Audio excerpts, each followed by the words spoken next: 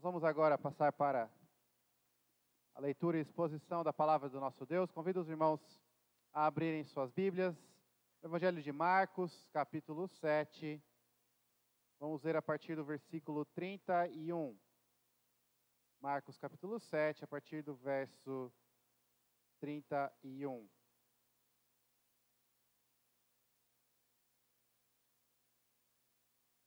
Marcos 7, do versículo 31. Vamos ler até o final do capítulo, até o verso 37.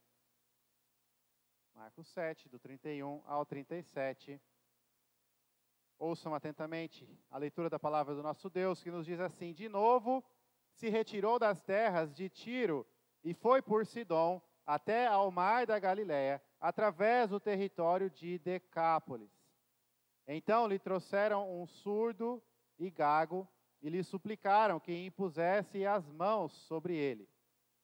Jesus, tirando-o da multidão, à parte, pôs-lhe os dedos nos ouvidos e lhe tocou a língua com saliva.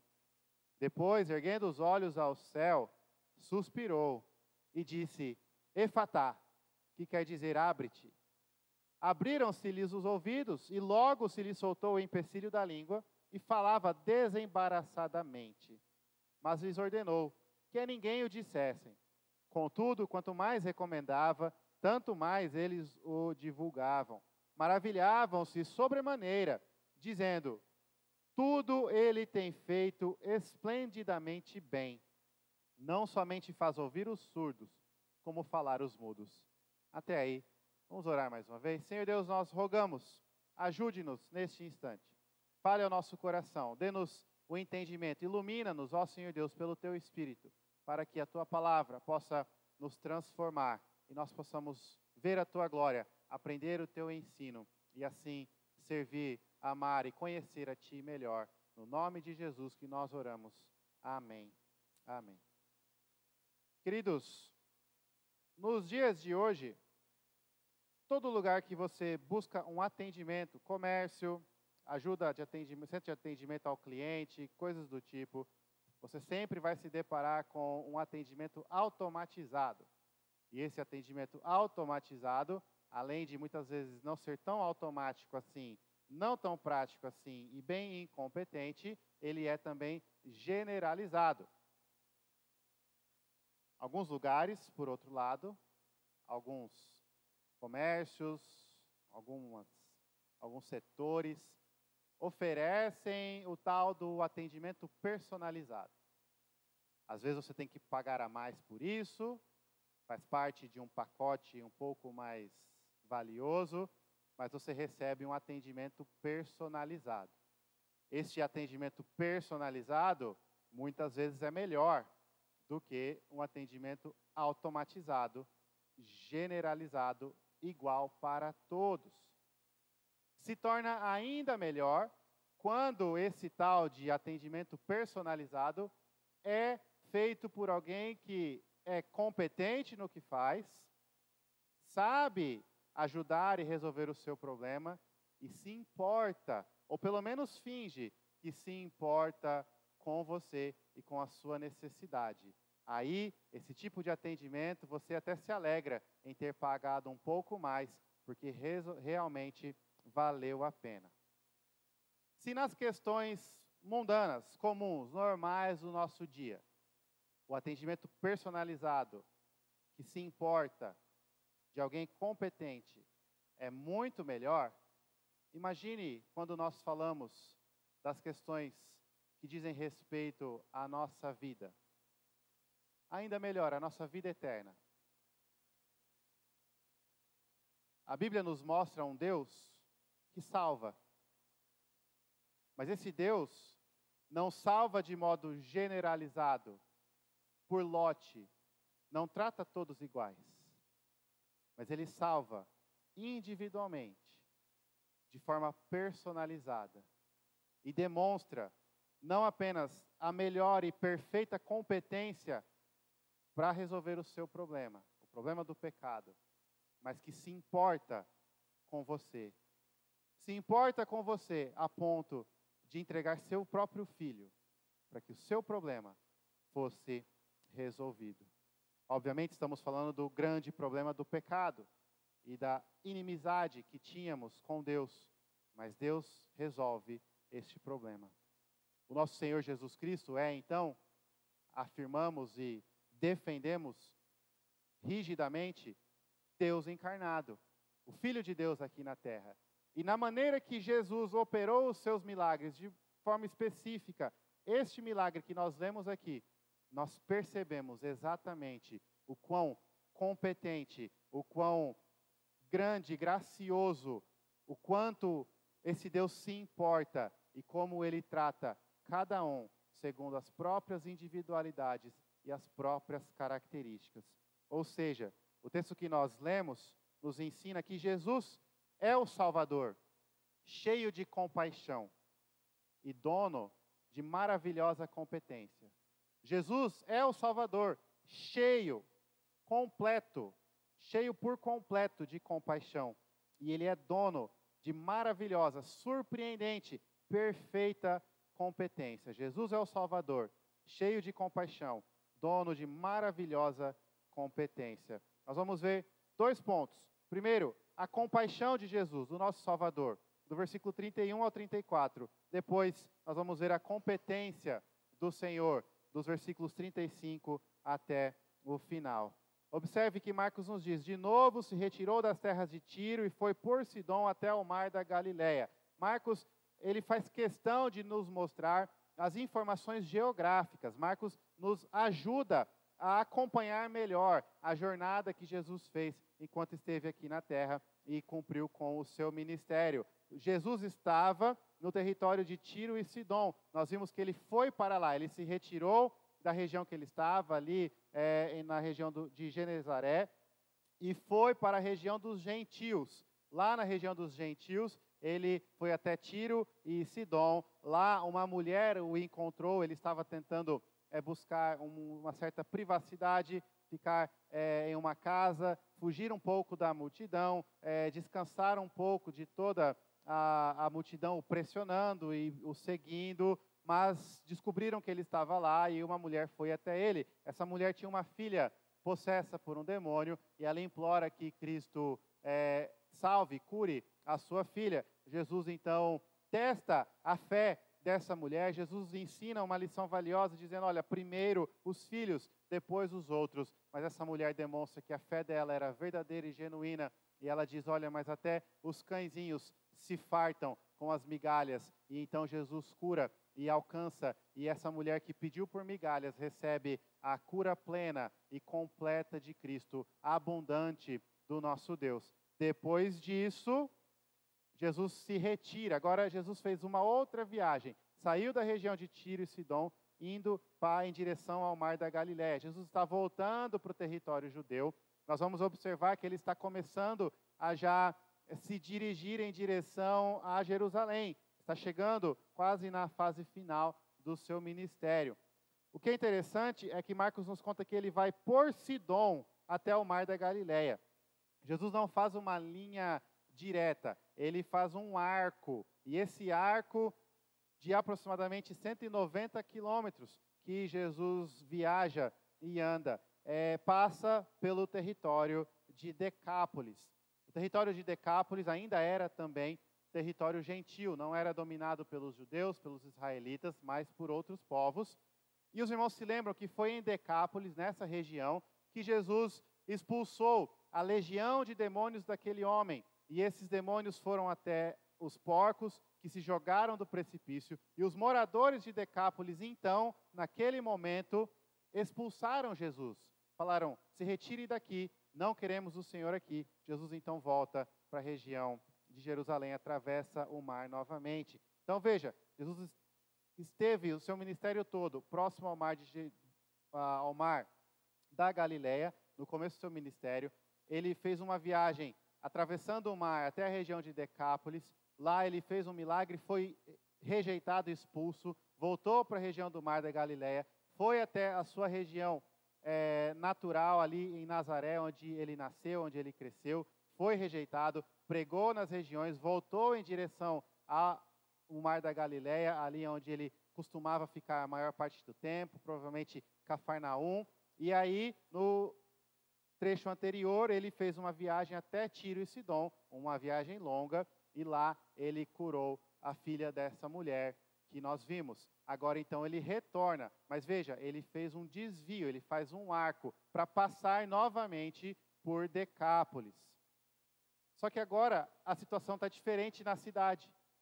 A cidade e a região que antes expulsou Jesus, agora, sabendo do poder dele, trazem até ele um homem enfermo. É interessante notar como as coisas mudaram, provavelmente pelo próprio testemunho daquele homem, provavelmente pelo testemunho das pessoas que foram curadas por Jesus ali naquela região. E mesmo que inicialmente os moradores rejeitaram a Cristo, a misericórdia de Deus visitou novamente aquela cidade. Uma nova oportunidade para a salvação, para ouvir o Evangelho, se apresentou. E dessa vez, eles trazem até Jesus um homem doente. Marcos nos diz que esse homem era surdo e gago. A nossa tradução diz gago. Provavelmente mudo é uma tradução melhor, mas utiliza-se gago porque provavelmente esse homem conseguia omitir alguns sons, só que não eram sons, palavras, não eram palavras formadas, sons claros. Ele não era compreendido, ele apenas murmurava ou fazia barulho com a boca. Ele era surdo e tinha uma dificuldade na fala, mudo, no máximo conseguia murmurar ou falar alguns sons, alguns barulhos, realmente não falava. E esse homem, surdo e mudo, com um impedimento grave na língua, foi trazido até Jesus Cristo. Veja só, a compaixão de Cristo é vista na maneira que ele trata este homem. Para começar, Jesus desviou o seu caminho para passar por ali. Então nós já vemos a compaixão do Senhor em voltar para uma região que ele foi rejeitado, em oferecer mais uma oportunidade para que um lugar que o rejeitou, dessa vez o aceite e creia e tenham seus pecados perdoados e sejam salvos também. Mas não só nisso, quando trazem até ele, no meio da multidão, um homem surdo e mudo, veja o que Jesus faz. Jesus primeiro tira o homem da multidão. Separa o homem de forma isolada. Isso muitas vezes passa desapercebido por nós. Só um detalhe, ele só trouxe o homem para o lado, mas perceba na perspectiva do homem. Eu não sei os irmãos, mas quando tem multidão ao meu redor, eu não me sinto à vontade. E isso que eu escuto e falo. E sei o que está acontecendo. Agora imagine uma pessoa que não escuta nada, não consegue falar, ou seja, completamente isolada da comunicação com o mundo. E não estamos falando em um período como nos dias de hoje, que pela graça de Deus, de forma positiva, existem linguagem de sinais e maneiras de se comunicar com pessoas que têm esses impedimentos.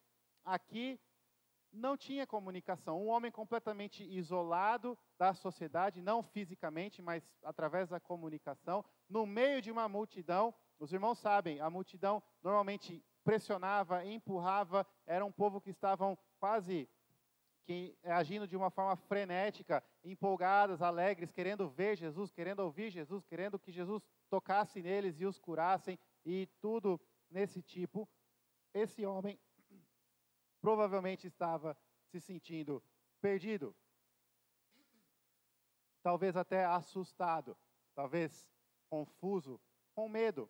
Jesus, então, que visitou um lugar que o rejeitou, demonstrando a sua compaixão, trata este homem com compaixão individual, personalizada, adequada para a necessidade dele. Tira-o da multidão, leva-o para um lugar calmo, um lugar separado, um lugar onde ele não estaria pressionado, não estaria sendo empurrado, um lugar tranquilo. Veja que Jesus toca neste homem. Jesus não tinha como falar para ele, siga-me. Então Jesus provavelmente, quando o texto diz que retirou o homem da multidão, Jesus conduziu este homem com o toque. Os irmãos se lembram, para os judeus, os gentios eram impuros. Jesus não deveria tocar neste homem, mas Jesus não se torna impuro. Jesus é quem purifica, Jesus é quem limpa, quem transforma. Ele toca no homem, ele conduz o homem para um lugar calmo, um lugar separado. Veja como Jesus opera um milagre. O texto nos diz que ele põe os dedos nos ouvidos. Talvez você se pergunte, mas por que Jesus fez isso? Obviamente, ele não precisava. Jesus tinha acabado de curar uma menina possessa por um espírito maligno, sem nem ver nem chegar perto dessa menina. Jesus curou outras pessoas doentes à distância. Jesus curou a mulher que tinha uma hemorragia simplesmente pelo fato da mulher ter tocado na roupa de Jesus. Jesus não precisa da palavra, não precisa do toque, não precisa de instrumento nem ferramenta nenhuma. Ele é o Deus Criador, ele poderia simplesmente curar este homem. Mas Jesus toca, e ele toca onde?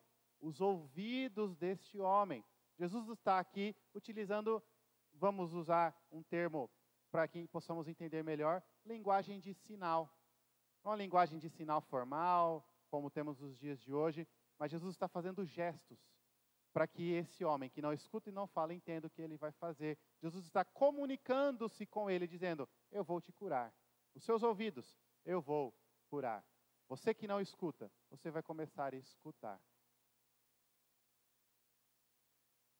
Queridos, se você pensar em tentar se comunicar com alguém que não fala o seu idioma, você vai entender o que Jesus faz aqui. Porque nós temos essa mesma tendência. Quando você está em um lugar onde você não é entendido, o que você faz? Você gestifica.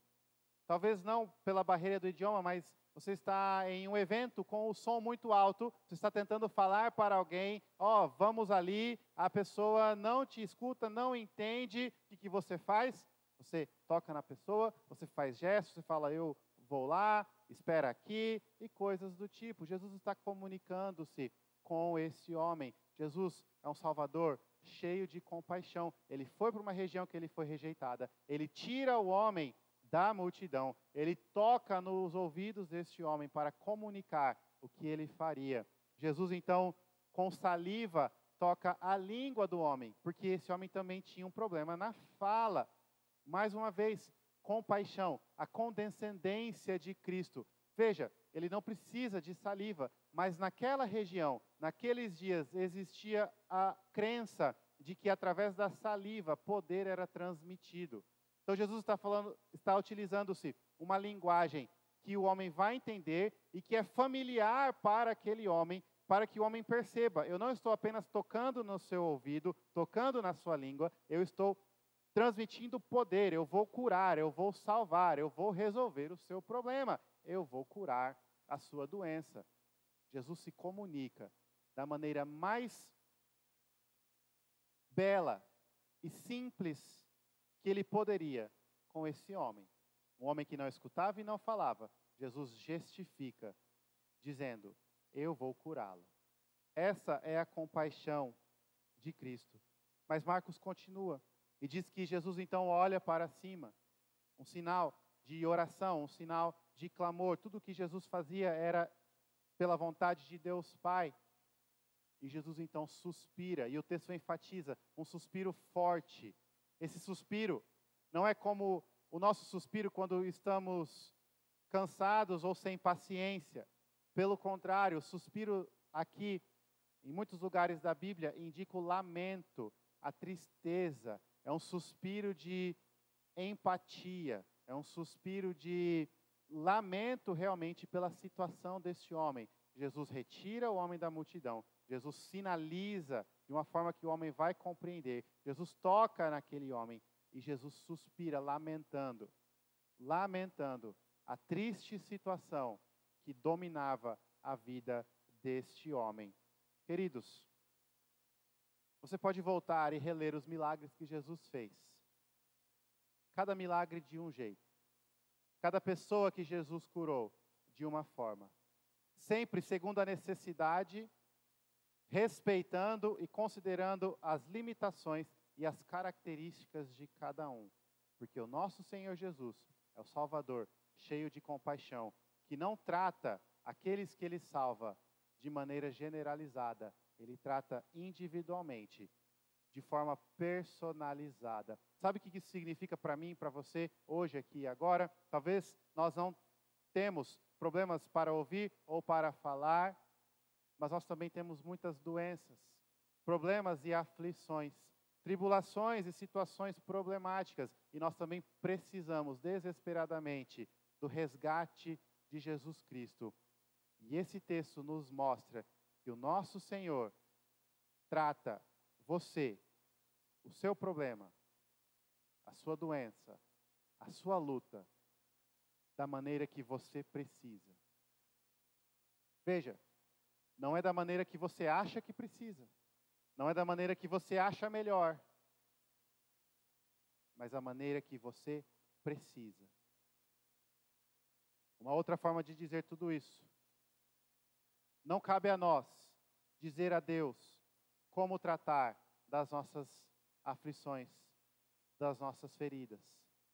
Cabe a nós confiarmos em um Deus que se revelou, enviou o seu Filho e tratou de forma compassiva e individual de cada um daqueles que o buscavam.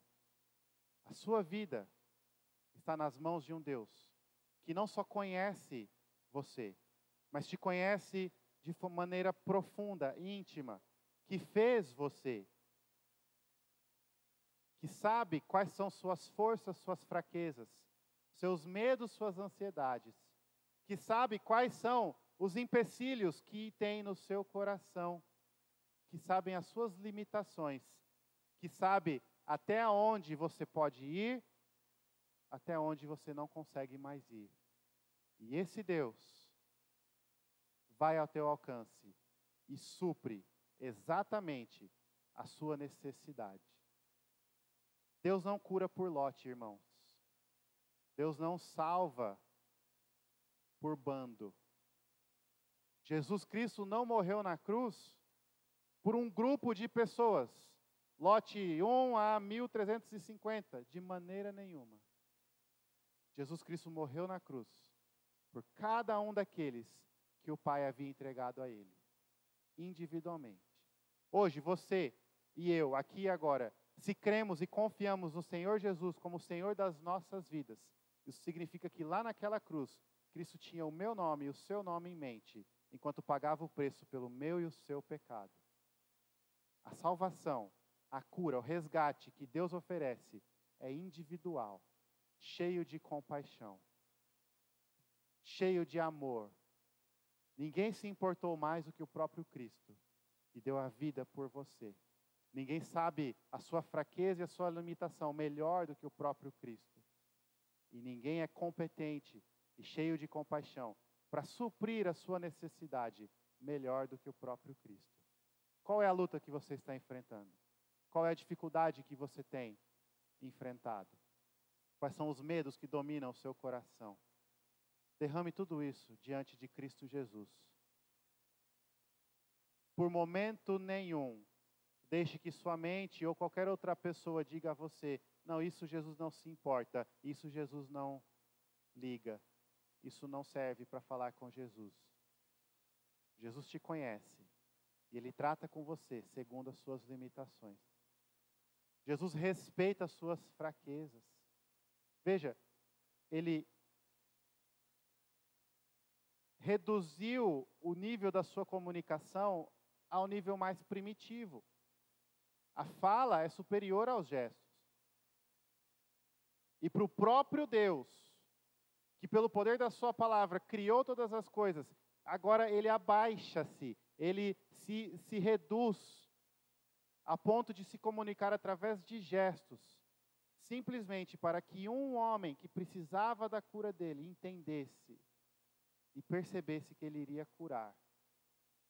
Por que nós achamos que Deus não vai vir ao nosso alcance, na nossa dificuldade? Queridos, se Ele enviou o próprio Filho para morrer no seu lugar, por que nós temos a audácia de pensar que alguma dificuldade, algum problema, alguma batalha é grande demais ou sem importância demais para Deus? Derrame as suas necessidades aos pés de Cristo. Ele é o Salvador cheio de compaixão.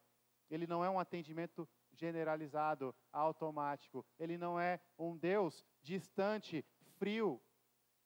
Ele é o Deus que conhece, se compadece e resgata aqueles que genuinamente, cheios de fé, o procuram.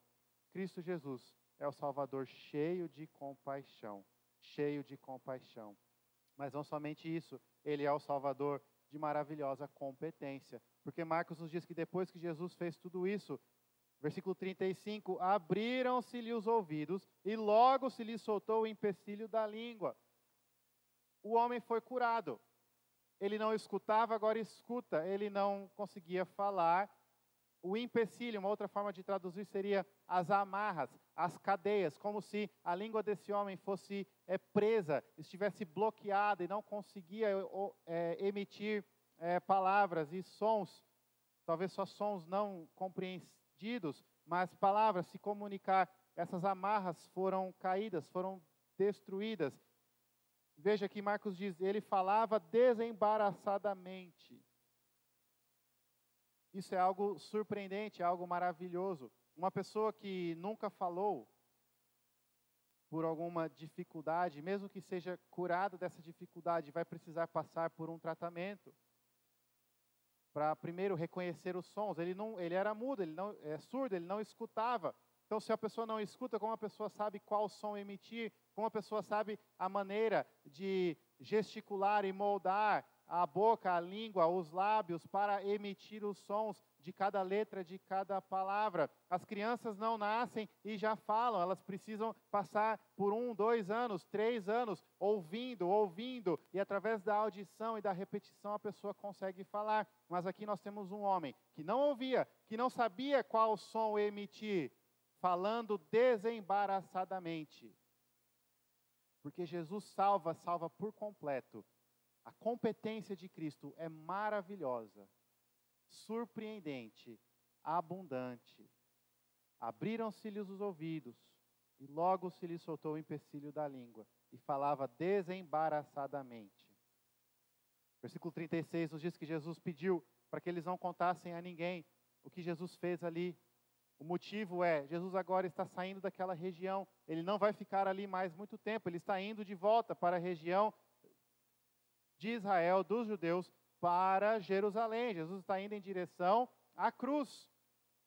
E ele sabia que a fama dele se espalhando naquela região, a multidão iria pressioná-lo, eles iriam querer fazer dele talvez o rei, o libertador, e algo assim politicamente, socialmente falando, não é o objetivo de Jesus. Jesus tinha um plano, uma missão. Ele fez o seu desvio, foi de novo até Decápolis, ofereceu novamente ali o evangelho, curou o surdo e mudo, mas ele está em direção, ele tem um propósito, ele tem uma missão para cumprir, ele está indo para Jerusalém. Então ele pede para que não contem para as pessoas, mas as pessoas que ouvem esse pedido de Cristo, Marcos nos diz, fazem exatamente o contrário. Marcos nos diz, olha, quanto mais Jesus instruía para não contar, mais eles contavam.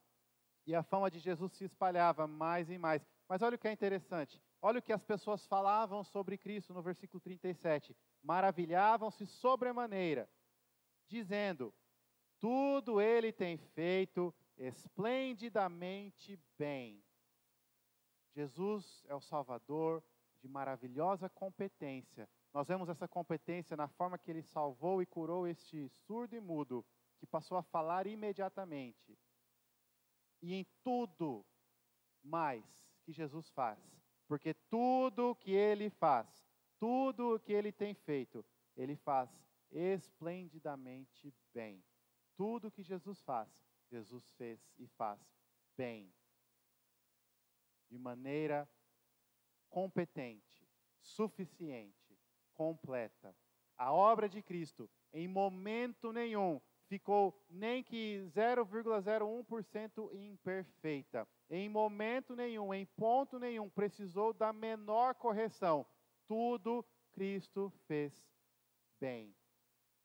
O nosso Salvador é cheio de compaixão e dono de maravilhosa competência. Queridos, isso se aplica a nós nos dias de hoje. Primeiro, a nossa salvação. Mais uma vez, você que crê em Jesus Cristo como Senhor e Salvador da sua vida, você pode e deve se alegrar que a sua salvação foi feita bem. Foi bem feita. Não precisa que você complemente com suas obras. com as suas atitudes. A sua salvação não ficou incompleta, você não precisa ter medo em momento algum, por mais que o diabo, que é o acusador, te acuse. Olha, não sei não se você é salvo, não sei não se foi o suficiente, se bastou. Jogue tudo isso fora, ignore essas acusações. Tudo Cristo faz bem. A salvação foi bem feita, completa, perfeita. Não precisa que eu ou você acrescentemos nada. Nós nem podemos, nem conseguimos. Mas a boa notícia, não precisamos acrescentar. Nós podemos descansar em Jesus Cristo. E descansar em Jesus Cristo significa literalmente descansar. Parar de se debater, parar de se agitar, parar de se esforçar para tentar de alguma forma se reconciliar com Deus. Você já foi reconciliado. Creia no Senhor Jesus Cristo e os seus pecados são perdoados e você viverá. Essa afirmação é definitiva, porque o que Cristo fez, Ele fez bem. É até uma ofensa para Ele quando nós tentamos complementar, corrigir o que Ele faz. Mas isso não se aplica apenas à nossa salvação. Nós sabemos que a nossa vida está nas mãos de Deus. E Cristo Jesus tem toda a autoridade nos céus e na terra. Ele é o Rei que reina de forma poderosa.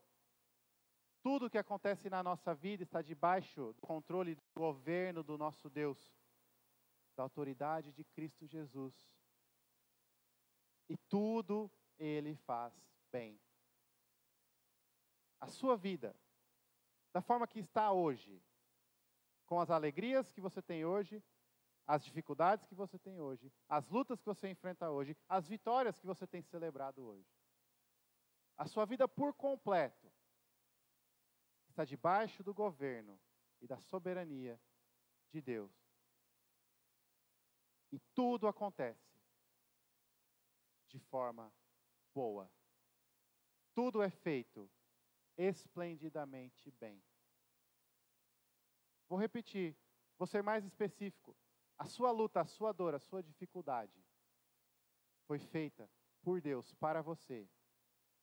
E foi bem feita por Deus para você. Exatamente segundo a sua necessidade. Respeitando as suas fraquezas, limitações, para que você se fortaleça, seja testado e experimentado. E no final, fique bem. E eu não digo fique bem da maneira que o mundo fala. Até cantam músicas, não se preocupe, todas as pequenas coisas ficarão bem, tudo vai ficar bem no final. Usamos a palavra bem no seu sentido mais amplo e completo. Exatamente perfeito diante de Deus. Intimamente em um relacionamento de pai e filho, com as glórias da eternidade prometidas, cumpridas e realizadas por Cristo, garantidas por Cristo, à sua espera no dia final.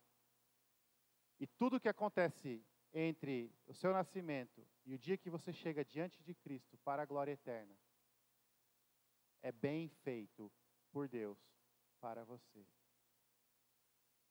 Tudo Deus faz bem. Isso deve ser uma afirmação que nós jamais podemos nos esquecer, porque nós temos a tendência de reclamar e murmurar, e muitas vezes nós estamos falando para Deus como Ele deveria governar nossa vida. E nós dizemos, Deus, eu entendo que o Senhor está no controle, mas eu acho que o Senhor errou. Espera aí, aceita aqui a minha dica, eu vou te ajudar, eu vou te dar um conselho e vai melhorar um pouquinho a forma que o Senhor conduz. Não faça isso. Não deixe que o seu coração faça isso. Confie e alegre-se, porque o que Deus faz é bem feito, é feito de forma esplêndida, esplendidamente bem. E graças a Deus que Ele faz tudo de forma bem e não precisa do nosso conselho, porque se Ele fosse ouvir o que nós pensamos que é bom, o que é o melhor, o que deveria ser feito, coitado de nós. O pior que poderia acontecer para nós mesmos seria Deus nos ouvir no que diz respeito à maneira de conduzir as nossas vidas. Eu, por exemplo, já tive várias orações que eu fiz no passado, não foram respondidas. E hoje eu louvo a Deus. Obrigado, Senhor, por não me dar o que eu pedi. Porque se o Senhor tivesse dado, seria a pior coisa para a minha vida. Mas nós podemos descansar, porque tudo Deus faz bem. Ele é competente, suficiente, perfeito. A cura que Ele fez para esse homem passa todo o entendimento, toda a lógica e a razão humana. E o homem passou a falar perfeitamente, plenamente, imediatamente. E como aqueles moradores dessa região diziam, tudo Ele tem feito esplendidamente bem. Que você possa se alegrar e louvar a Deus, que conduz os seus dias, guarda os seus passos de forma esplendidamente bem. Tudo que Deus faz, Ele faz bem. Confie nisso, descanse nisso, se alegre nessa certeza, e assim você terá força e ânimo para enfrentar as batalhas, celebrar as vitórias, chorar as derrotas, com o coração tranquilo e leve, porque tudo Ele faz bem. Esse texto então nos mostra como o nosso Deus é diferente do que muitos imaginam. É o único Deus, não há outro igual a Ele. Ele é um Deus que salva, não salva por lote, não trata com as pessoas de forma generalizada, mas é um Deus que se compadece, conhece as necessidades e trata cada um segundo as próprias individualidades, porque Jesus é o Salvador, cheio de compaixão, dono de maravilhosa competência. Nós vamos orar, feche seus olhos. Senhor Deus, nós somos gratos pela Tua palavra e pedimos que o Senhor fale aos nossos corações de forma profunda e que nós jamais nos esqueçamos dessas verdades. Ajuda-nos, ó Senhor Deus, a nos alegrarmos na certeza de que Cristo é o nosso Salvador e que Ele é um Salvador cheio de compaixão e que Cristo é um Salvador suficiente, competente. E o que Ele fez bem feito, para a glória do Senhor, para o nosso bem, para o nosso bem. É o que nós oramos no nome de Jesus. Amém. Amém.